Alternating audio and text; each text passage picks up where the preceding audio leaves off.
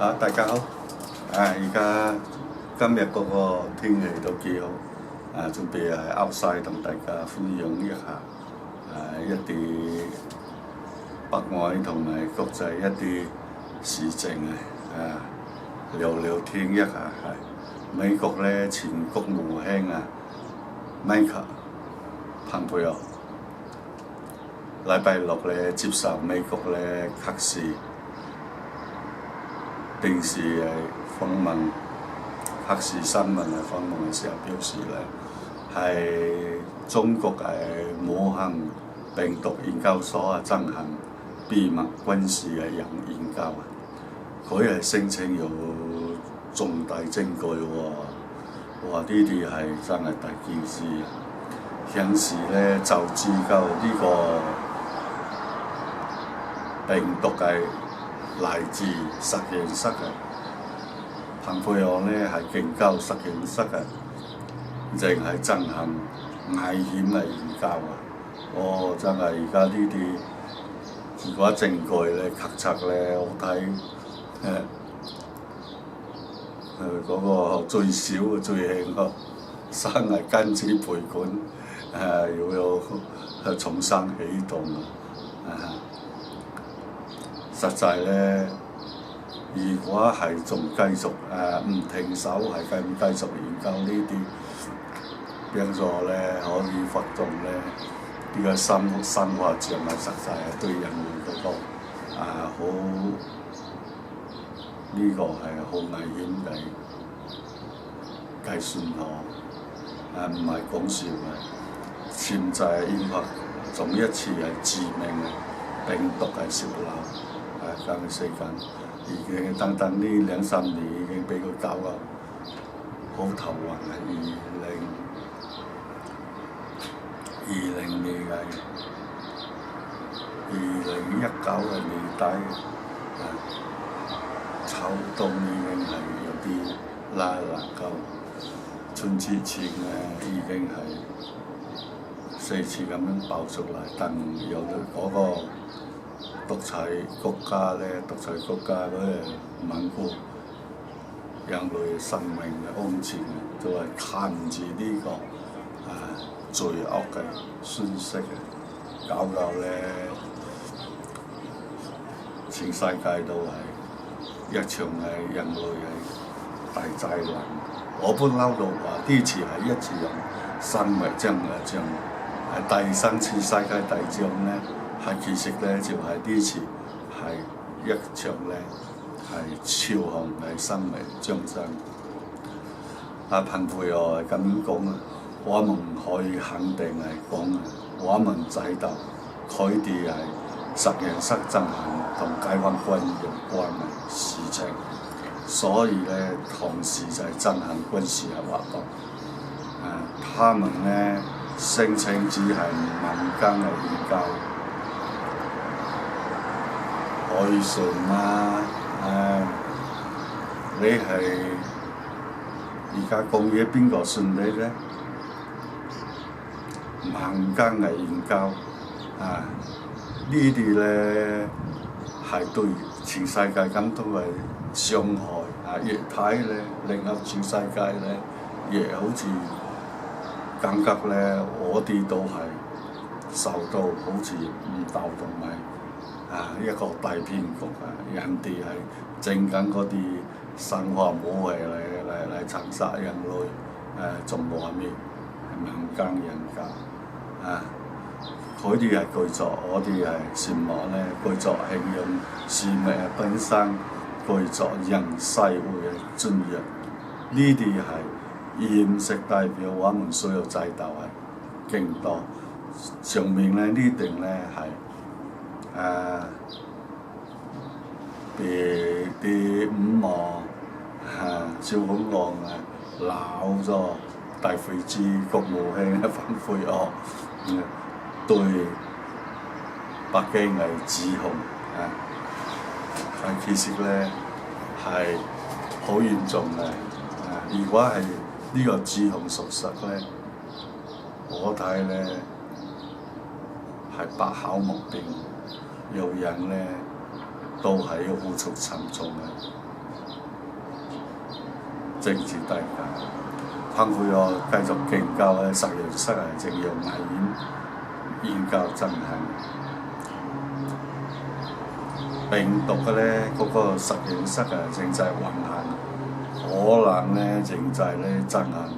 同導致病毒泄漏有關嘅同一類研究，可能導致呢種病毒要實驗室遺除嘅。只有中共知道答案，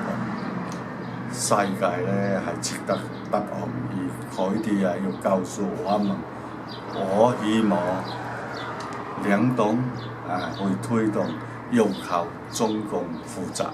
就係反對我希望美國民主共和兩黨係推動要求中國負責。呢個拜登上週三要求係嗰啲情報部門加倍努力係調查呢個 COVID-19 疫情源頭90日嚟要搞報告，反悔我暗指對方係太慢嘅行動，但仲好過唔追究，唔追究，呢啲係叫做盲心拍。拜登呢啲係盲心拍，人哋已經係乜嘢都費事做咗之後，連嗰啲證據都係銷毀。你係不嬲，點解人哋都同你起個花名叫做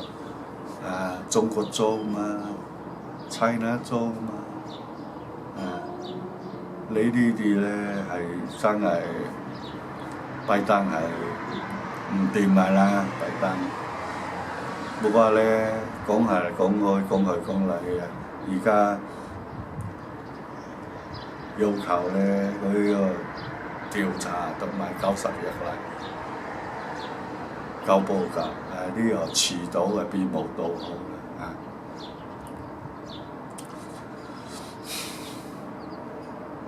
彭會我係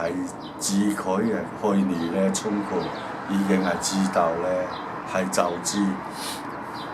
呢個病毒係嚟自實驗室嘅。佢講我係去年春季已經知道，但我首次講有重大證據係指病毒有冇實驗室係泄漏我唔知道哪裡生病嘅人係邊度生病嘅國家，我們知道佢哋係正係進行功能晶片嘅研究，一日係令病毒邊啲經過傳染性，因為呢場疫情發生咗對嗰啲獨裁者極權國家係好有利，佢可以利用嗰啲疫情乜嘢。再進行各種係禁控集中集權所以呢啲指控根本就係有邏輯力量。你如果嗰件事對嗰啲極權國家嘅獨裁者冇利，個實驗室一早已經係停咗啦。但因為呢啲殺人放火咁要大買疫苗添所以佢係着數嘛。無論嗰個集權同埋嗰個經濟，佢都有着數。咁至前能人類個生命安全，佢呢啲不嬲係呢個政治體系嘅不嬲係對人類嘅生命係問過嘅啦，嗰呢啲人得落嚟人民嘅生命係死幾多佢都唔理嗰隻啦。所以呢啲就係要求我哋大家去努力去追查呢個源頭，得出嗰個更加符合事實嘅原因之後對症下藥。才嚟拯救人類，唔好聽嗰啲政治術語，以人類生命共同體人類病毒共同體就有蓬佩奧係希望咧係現屆政府徹底解決呢個問題，冇話可能唔睇好呢個拜登政府咧用毛巾係 call 你，我睇到係拖下而家呢個拜登政府俾人睇到係疏疏啲同埋咧冇料到，啲小流氓已經係蠢蠢欲動，嗰啲大流氓係勁唔使講啦，你睇老虎一樣中國人民咧係唔吃你呢一套已經一語講晒。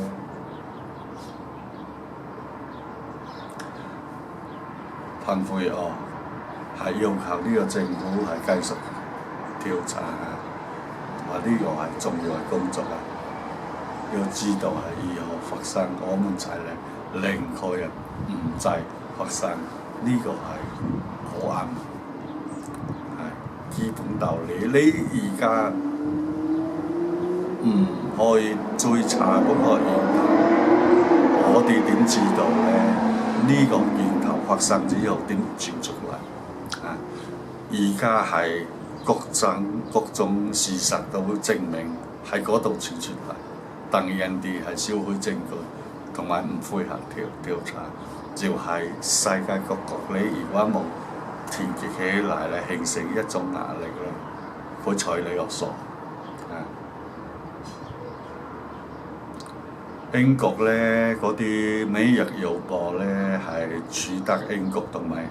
挪威個學者仲寫嘅論文咧，只有證據咧顯示中國武漢病毒研究所嘅科學家咧係進行嗰個病毒嘅研究咧，嗰個武漢病毒嘅研究所嘅科學家進行極具爭議性嘅功能增強